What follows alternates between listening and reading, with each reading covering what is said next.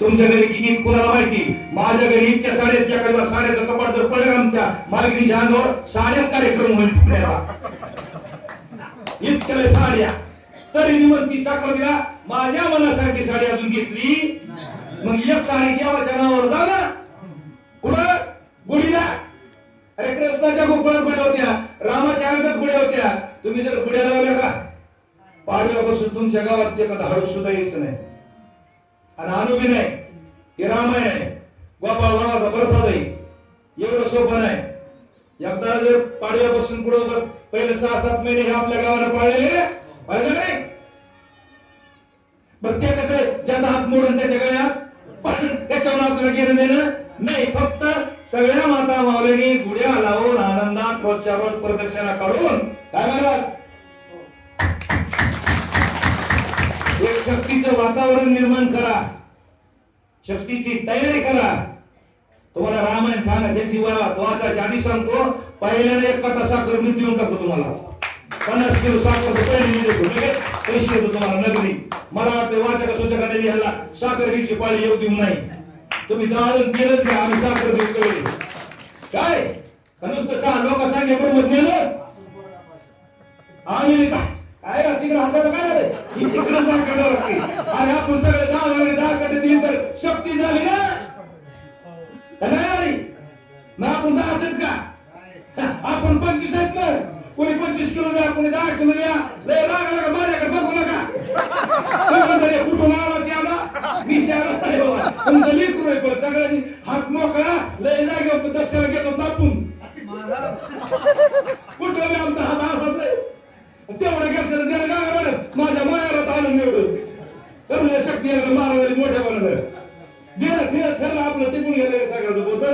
लगेच अभ्यास संपला की तुम्हाला देऊन टाकतो. आपल्या आपले पोते जाहीर करणार तर मी काय नाही पुन्हा.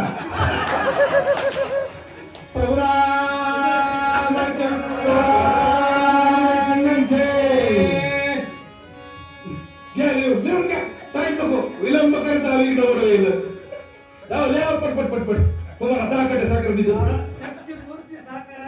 आमचं विज्ञान 1.5 क्विंटल होती का शक्ती, 5 क्विंटल घालायची आपल्याला. नाही आमची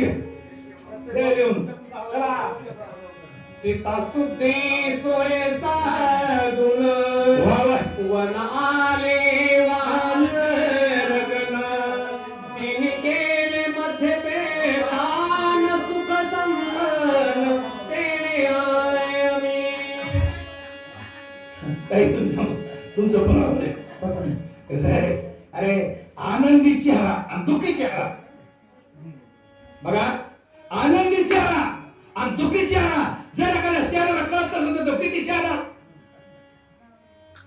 सुग्रीव दधीमुखाला सांगतोय, तुला हे आनंदात आलेली माणसं जर कळत नसते, समजा लग्नातली वरात त्या आता परण्या आणि उचलून चाललेलं चौघाणी, ह्याच्यातला जर फरक कळत नाही. नाही लय माणसं चाललेत मग नाचायला लागलो, आज ते मौकीला चाललेत ना, आणि तू काय खेळायला लागला. फरक कळायला पाहिजे का नाही.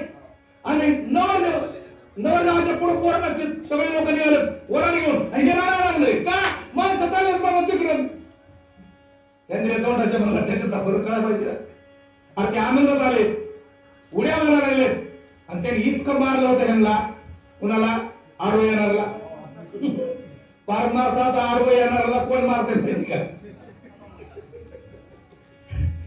मी जरा मोकळच बोलत असतो. मला वाटलं मी इथं कमी बोलत नाही की, पण ती सवयाची त्याची मेले यावी न जाईना साची असं असतं. एकदा शरीराला वळण पडलं का, आधी आता एक परमान द्या, फक्त परमान द्यायला जरा.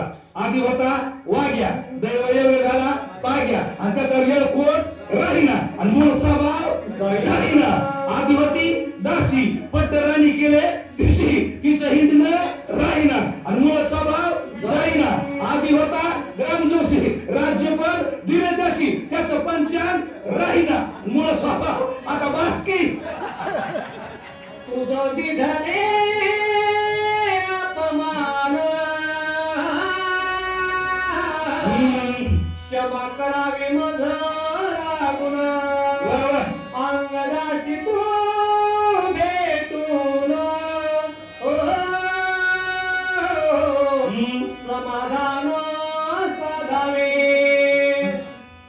हे बघा मोठ्याचा कसा गाडा फिरला का तरी त्याला लोक नाव ठेवीत नाही. हे बघा ते फरक आहे बघा. धनवंता लागी सर्व आहे जगी. सुग्रीवानं आता किती अन्याय होत मुखावर. सुग्रीवानं सांगितलं तर निघून जा आणि त्या अंगदाची माफी माग. अहो एखादं